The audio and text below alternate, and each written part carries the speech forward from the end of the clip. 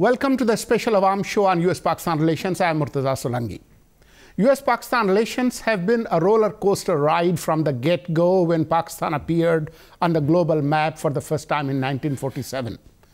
70-year history of US-Pakistan relations is full of bickering, complaints, and spurts of newfound love, most of that under authoritarian military regimes. Both countries have vented their frustration, but always found a way to work with each other. First 3 years of Obama administration saw an upsurge of relations, soon to find a nosedive after the events of Raymond Davis and Osama bin Laden raid in Abbottabad. With an eminent panel here in Islamabad studio and one top analyst in Washington, D.C., we will try to understand the challenges, risks, and opportunities in the relationship and try to spot the irritants and suggest ways and means to put them on track under Trump administration. We have Michael Kugelman, an eminent writer and analyst who is affiliated with Woodrow Wilson Center for International Scholars in Washington, D.C., with here in our studio, Rauf Hassan, CEO of Regional Peace Institute, and Dr. Kamran Bukhari of Center for Global Policy on a video link live from Washington, D.C. Without much ado, let's open this conversation with Michael Kugelman. There has been much talk about strategic relations between the United States and Pakistan for decades. Is there such a thing? Is there any strategic relations between both countries, or, as some say, it has always been transactional kind of relationship? What are your thoughts? Well, the answer depends on how you define strategic relationship. And for the United States, strategic relationships are thought as those that have a lot of trust, have a lot of cooperation, and particularly on levels of intelligence. So there's an expectation in Washington that countries with which it enjoys strategic relationships will entail a fair amount of intelligence sharing, and that ultimately these would be countries that would fight wars together. This is not the case with Pakistan. And I would argue that we've actually heard less in recent years in Washington about the US-Pakistan relationship being a strategic one. The last few years of the Obama administration, we really didn't hear it at all that much more. There's nothing, in my view, transactional is not a bad word. There's nothing wrong with having a transactional relationship where each side tries to, get the things that it needs out of the relationship without trying to go into the deeper levels of relations that simply are not realistic. And I think with the Trump administration, Trump is a deal maker. He is the epitome of someone that would want to have a transactional relationship. And again, I don't think there's anything wrong with that. Mr. Rauf Hassan, do you think this whole talk of strategic relations and strategic dialogue that we have been hearing for decades, this was just hogwash? Hogwash may be a very strong word to use, but I feel that what Michael has said is well in course. But I would like to add something to it. Strategic relations are not constant. They keep changing, basically. Today we can define our strategic relations as one thing, and tomorrow we may not be able to define it as such. There may be newer elements, more elements that are added. Same is the case with every country. Unfortunately, the association that Pakistan has had with the United States of America and the strategic contest, has been, should I say, self-defacing in the sense, that, like, for example, if you begin in the beginning, Pakistan becoming part of the C2 or CENTO, it was basically groups against communism. But simultaneously, Pakistan was getting close to China. The armaments that came to Pakistan, all the aid and everything else that came to Pakistan was not understandably meant for use against any country, but against those who were the proponents of the communist philosophy. That unfortunately did not happen. So that possibly was the first setback, to a possible strategic relationship that could have been established between the two countries.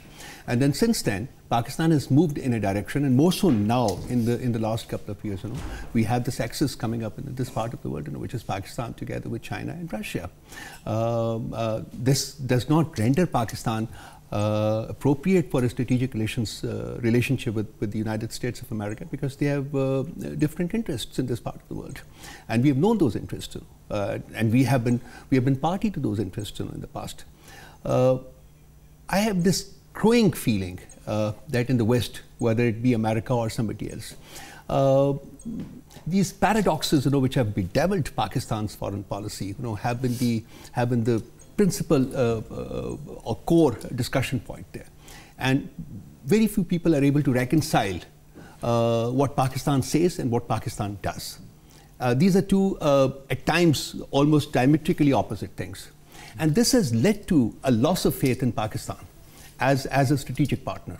And I'm being very candid and very frank, because I think it's important that we face it now, and we take a course, which will at least remove that duality of approach, that we unfortunately have followed in the past. And that is the best course also for us to become friends, not only with the regional powers around us, but powers that may be anywhere, including the United States of America.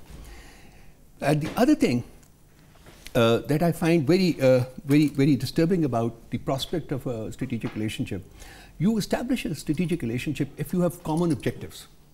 Now, if I were to sort of start off trying to define those common objectives between Pakistan and America, then I would say that at this moment in time, there is hardly anything that I can say is common between the two countries. If you look at American policy in this part of the world, well, obviously, it is to contain China, and Pakistan understandably cannot become a partner in that.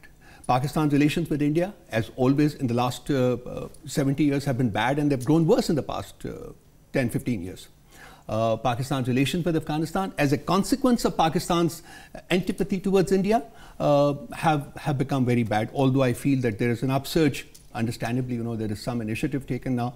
Pakistan's relations with Iran, as of yesterday, we discussed it in one of your programs, basically. We opposed Pakistan joining the Saudi-led coalition, and unfortunately they did it. And yesterday we got a statement from the Iranian ambassador here.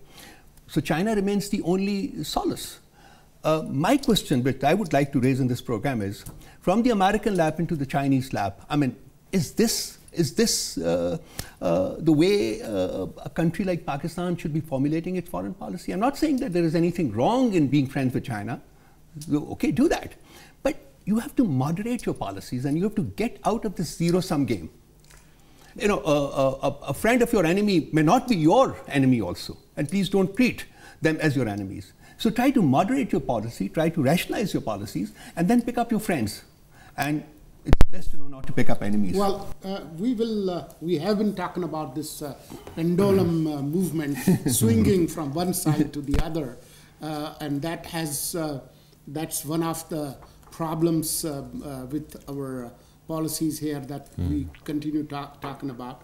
But if the interests of both countries in the region are not convergent and they are more divergent, then how do we find any common ground, especially in US-Pakistan relationship, where there's a huge deficit?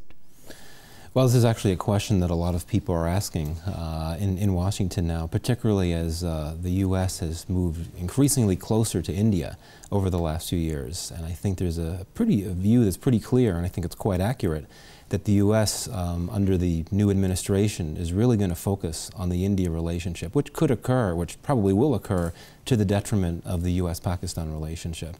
I don't know if I would go so far as to say that there are no shared interests at all between the U.S. and Pakistan. I agree it's hard to identify convergent interests, but there are some there, and one of them could be, for example, a Pakistan that does not suffer from the levels of terrorism that it has in recent years. Of course, the situation has stabilized for now, at least. I'd like to think that's a convergent interest right there. With Afghanistan, it's much more complicated, obviously. I would like to think, in an ideal world, that both the U.S. and Pakistan would want to have some type of scenario in Afghanistan where Afghanistan is a relatively stable place. Again, this is all very complicated, but I think that at this point you need to look for ways transactional ways that the United States and Pakistan can figure out ways to work together. And that could include some levels of, for instance, counterterrorism cooperation.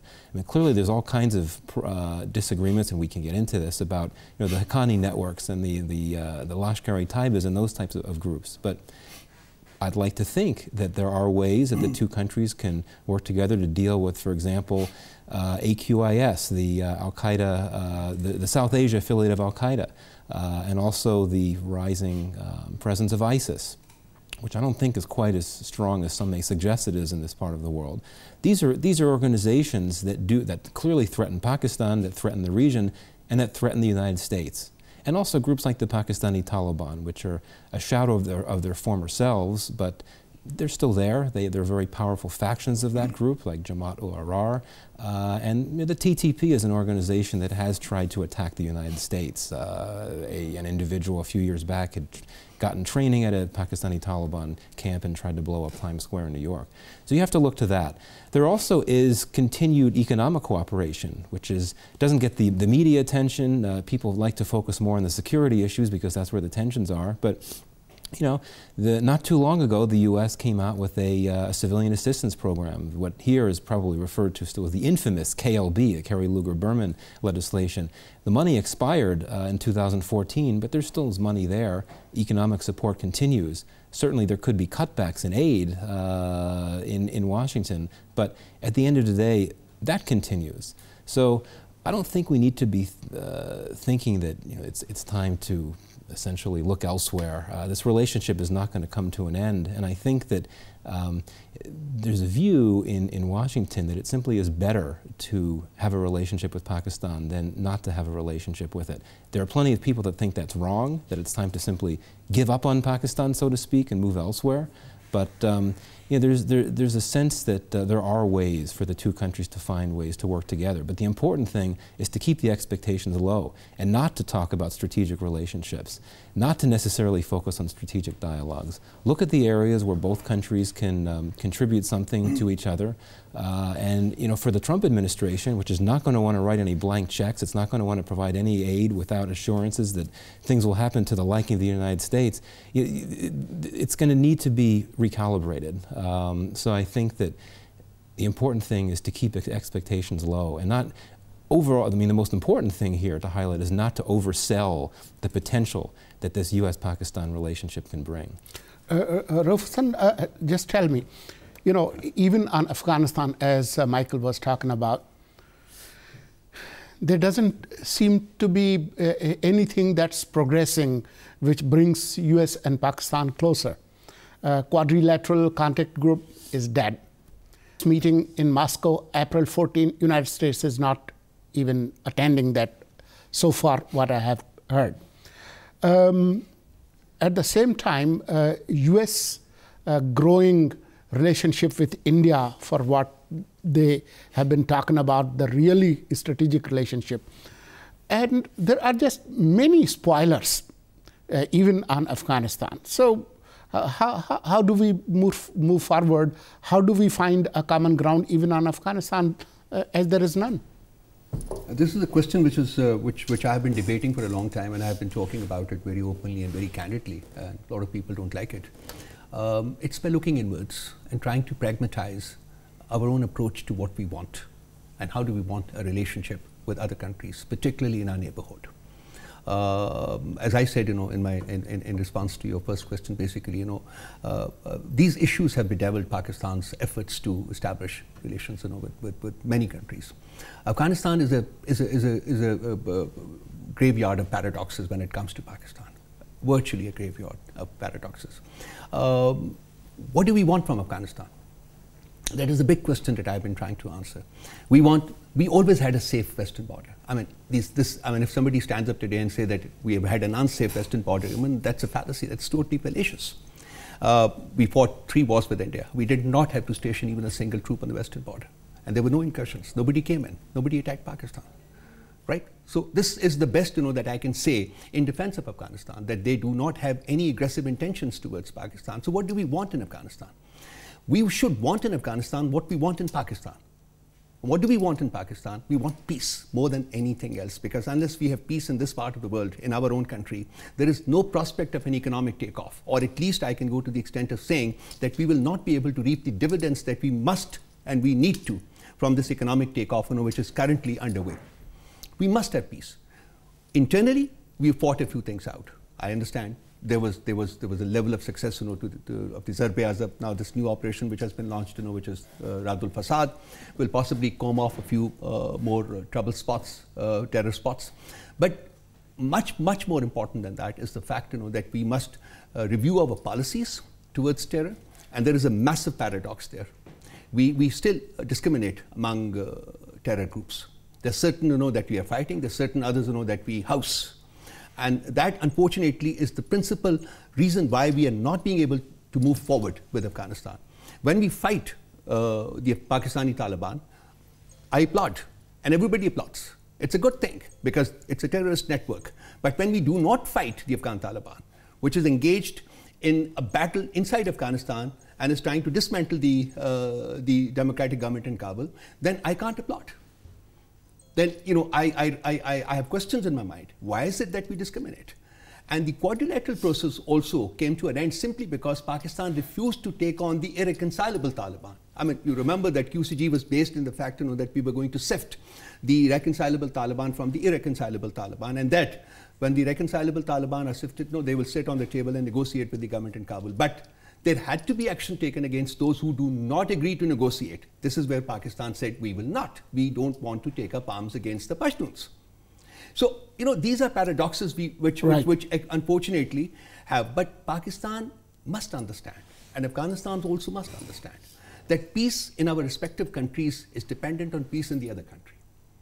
But who needs peace more? This is the other question that I would like to debate. Right. Afghanistan is a certain kind of country. And Pakistan is theoretically a different kind of country. So, and the things that are happening in Pakistan, particularly in the economic context, they require that there is total peace in this part, in our country. So we possibly need peace more than Afghanistan does. So we must take the initiative. We must work more.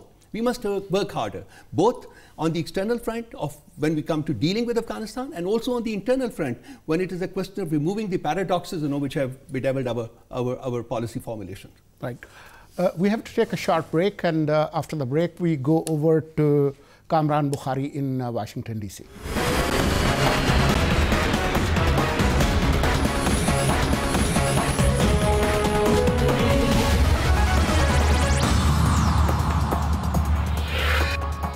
Welcome back on US-Pakistan Relations special edition of Awaam. Let's go to Washington, D.C. and talk to Dr. Kamran Bukhari. Bukhari Sahab, would you be kind enough to tell us, as Trump administration is in the process of review on this region, do you see any warming up of relations between US and Pakistan, and finding any common objective in addressing issues of the region? The Trump administration has its hands full. It's dealing with a lot of domestic chaos, and then, of course, where does Pakistan fit in the hierarchy of foreign policy issues? Keep in mind, Syria is first and foremost. The fight against ISIS. I even think Iran, dealing with Iran, takes precedence over what is happening in Afghanistan. So we need to keep in mind, where does Pakistan fit into the larger scheme of Washington, and keep in mind that the Trump administration isn't, operating on all thrusters, and it won't be for quite some time to come.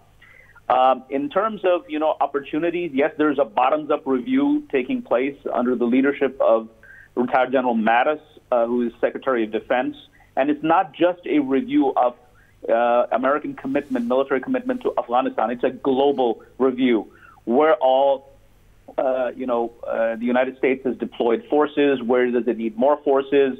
Where does it need less forces? So I think that we're going to have to wait for that review to be completed before we can say, where is it that the opportunity exists for Pakistan and the United States. But having said that, I think that the American interest is essentially bringing an end to the longest war in American history, which is the Afghanistan war.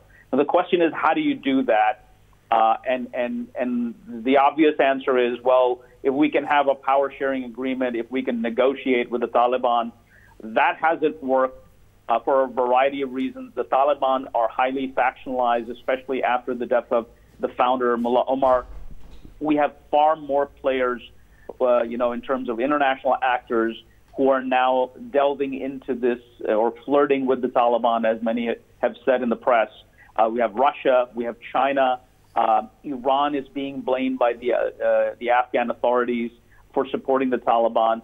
Pakistan is obviously, does not have that kind of leverage. It's overrated. It has been overrated. Those days when the Pakistanis would say, jump to the Taliban and get a response, sir, how high? They're long gone and they're not coming back. And so I think that there is a need for Pakistan to first review its options in terms of what is it that it can actually offer to the Trump administration when the Trump administration comes knocking on their door. Michael, around 10,000 U.S. troops in Afghanistan after almost 16 years of war, after spending hundreds of billions of dollars in that country. And now, Secretary of State saying that our objective is to bring Afghan Taliban and Afghan government, on a conciliation or reconciliation game. But quadrilateral contact group is dead. Afghan Taliban have more contacts, as we hear, with Russians and Iranians than they have with Americans. So who has the keys to, open this logjam, and what does U.S. get out of this, and how do they end this game without, any regional solution? With Kamran saying that focus is on Syria and Iran. Right. No, this is the big question, is how to get to an end game, and if so, what would it look like? And I think there are very few people that know what the answer is. I'm quite confident that Trump will eventually announce that he's going to send several thousand more troops to Afghanistan. I think that he's going to be very receptive to the advice of the generals in the field, such as General Nicholson, and the retired generals in his administration, like Secretary Mattis, who I imagine is also pulling for this type of move. Will that affect the calculus at all on the ground? The answer is no. I mean, as you know, there was at one point 100,000 U.S. troops in Afghanistan. That didn't end the war. It didn't stabilize the country. I think the idea here, by sending additional troops, would be to supplement this train, assist, advise mission. Again, will it shift the calculus on the ground? Not much so. It would offer a psychological boost to the Afghan government and the Afghan military, which really worries that Trump is simply going to cut and run, essentially withdraw everyone.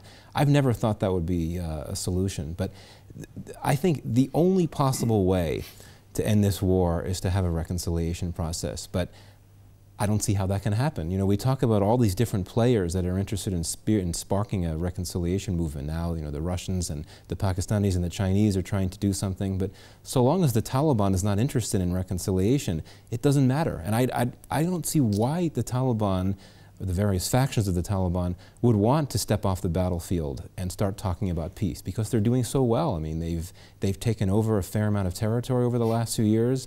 They're certainly not going to be taking over Kabul, but they are on the offensive. They're not on the defensive. I think only if you had a situation where the Taliban began to feel that it was on the defensive, it was losing ground, if it was losing territory, then perhaps it would sheepishly, so to speak, step off the battlefield and be willing to negotiate.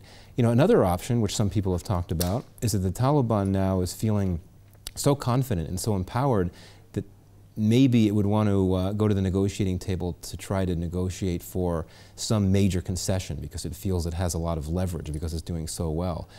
I can't imagine that the Afghan government would be willing to provide it with something big, such as holding a ministry or something like that. So I really have very few answers. And I've been speaking with people around the country in the United States. I've been giving some talks about Afghanistan, and everyone asks me, why not just give up? Why not just acknowledge the fact that we don't have, America doesn't have an answer?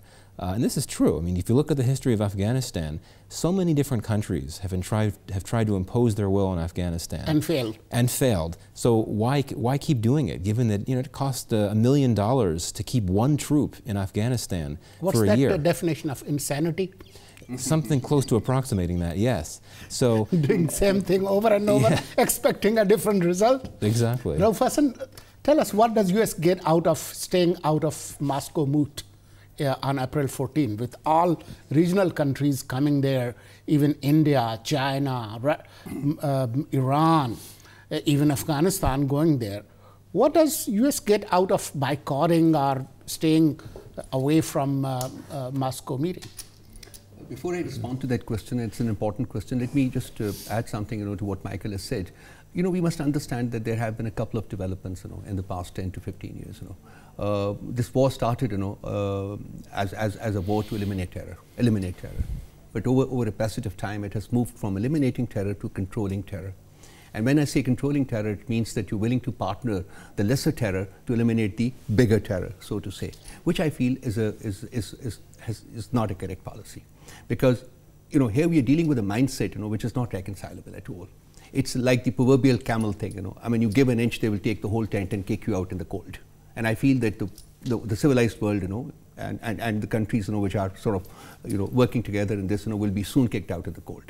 Because we have misunderstood that mindset. You know, I'm very, very candid about it. You know, you have to ultimately eliminate terror, fight to eliminate terror. And I think it's important that the countries of the region, as well as international community, they get together to do this. But for that, you have to be very clear in your, you know, with regard to your own strategic interests. Paradoxes, duplicities will not do, because that has affected the war against terror in the past. And that has been, in fact, one of the major contributors to the failure of that war that was launched about 15, 16 years ago. So this, by way of something. What does US get out of this? By staying away. Well, let's say two premises. One, if US is genuinely interested in peace in this part of the world, and I for one actually believe that they would be interested in in peace in this part of the world, then they must become part of this also, because they have not succeeded. Because of the trust deficit between US and Pakistan, and because of other factors, you know, they unfortunately have not succeeded in bringing peace to this part of the world, or to Afghanistan, and consequently to the rest of this region. So if the Russians are doing something, and it's a larger group, you know, they're convening a group of 18 countries. You know, they're even inviting India. Right. So which the US did not do. US invited China, and then of course there was Afghanistan and there was Pakistan. So bulk of it was dependent on what Pakistan wanted to do. And, you know, people like me, we knew exactly what Pakistan wanted to do and what it did not want to do. What was important was not what it wanted to do, but what it did not want to do. And that is the reason why the quadrilateral process, you know, fizzled out. So it's important that maybe in a larger group, maybe as part of this new nexus building, you know, in this part of the world, maybe they would like to do a little more. And maybe there would be a greater level of appreciation of what Pakistan can and cannot do. With America, I think there was not that level of appreciation of what Pakistan could not or did not want to do. And there was a lot that it did not, or, you know, could not do. So I think, I mean, when you know, taking it as an effort, taking it as an initiative, I think it should be encouraged. And I think the US can play a very important role as part of this new group, a larger group, particularly when India is there, particularly when Iran is there. So all these countries are sitting together, and they will put across whatever they want, and they will also say how do they want this process to move forward. And if there is hope, why not become part of it? Kamran, what is US getting out of staying out of this meeting in Moscow on April 14, and what can they possibly do? I mean, US. I'm not sure what they're getting out of staying away, but I can speculate that because there's just so much uproar in Washington over the alleged links between the Trump administration and Moscow. I think that this is one of those things that the administration may have decided, saying, you know, it's best to not go there. Nothing much is going to come out of it to begin with. It's just another gathering where, you know, Russia is trying to essentially showcase its ability to influence events in areas that are of importance to American national interest. And I don't think that the United States is putting much stock in terms of a progress of any sort from this meeting.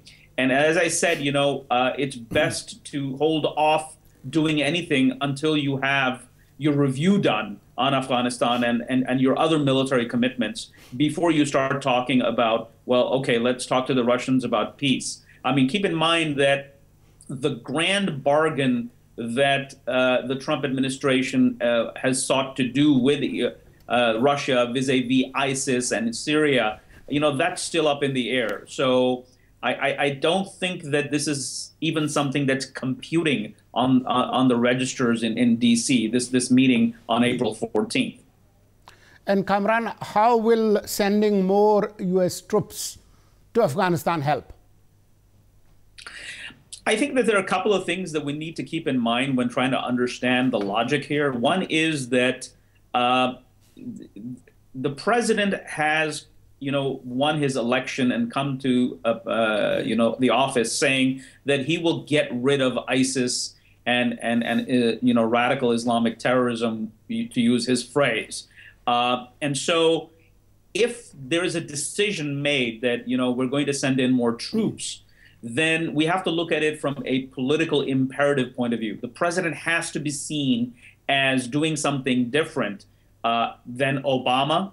And clearly sending more troops will be a reversal of what Obama did. I don't think that the administration is under any illusion that they're going to make peace or will bring the situation to enhance the situation as from a security point of view or a stability point of view. I think we have to factor in the politics here and keep in mind that what an administration may want, and this doesn't just go for Washington, it goes for every player around the planet, that what you want and what you can have are two separate things. And this is sort of the variance that is really underappreciated.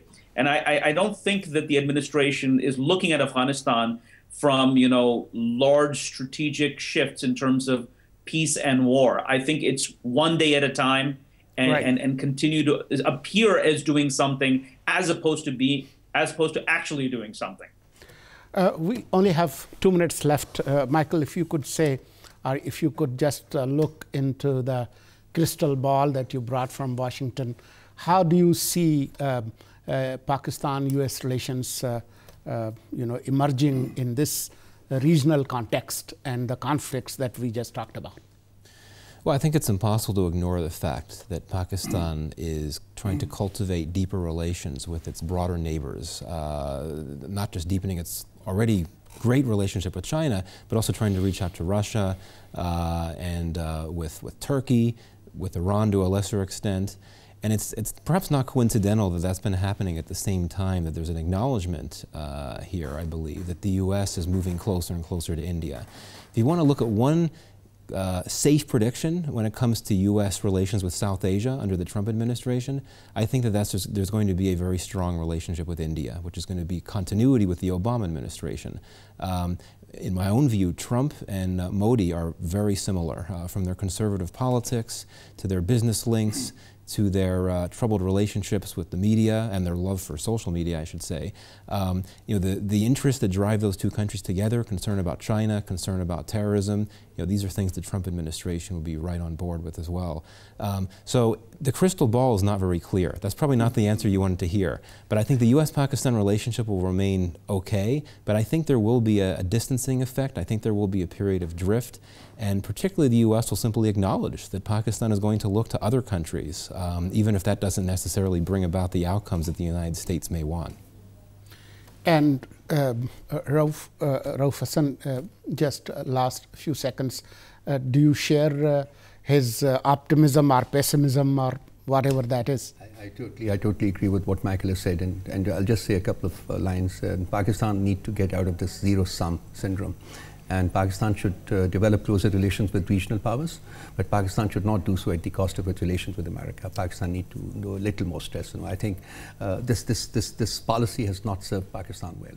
So must not putting all the eggs in one basket and diversification of portfolio when it comes to foreign policy is the recipe Rauf Hassan is suggesting. With this, we bring our program to a close. Thank you, gentlemen. Goodbye.